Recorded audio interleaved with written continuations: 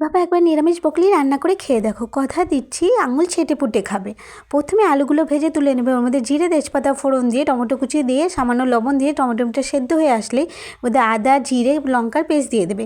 এরপর এক এক করে লবণ হলুদ কাশ্মীর লঙ্কার গুঁড়ো দিয়ে মশলাটা খানিক কষিয়ে নিয়ে ভেজে রাখা আলুটা দিয়ে আবারও বেশ ভালো করে কষিয়ে নেবে। এরপর ওর মধ্যে বকলিগুলো দিয়ে দেবে। বকলিগুলো দেওয়ার পরে আবারও বেশ করে কিছুক্ষণ কষিয়ে নেবে।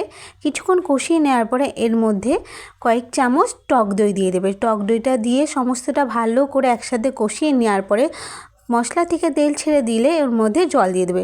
ঝোলটা ফুটে আসলে ওর মধ্যে স্বাদ মতো চিনি আর নামানোর আগে গুঁড়ো গরম মশলা ধনেপাতা কুচি ছড়িয়ে নামিয়ে নিলে রেডি হয়ে যাবে বকলি আলুর ডালনা। আজকের রেসিপিটা কেমন লাগলো প্লিজ কমেন্টে জানিও। ভালো লাগলে লাইক করে পাশে দেখো। দেখা হচ্ছে তোমাদের সাথে আবার নেক্সট ভিডিওতে। আজ আসি, টাটা।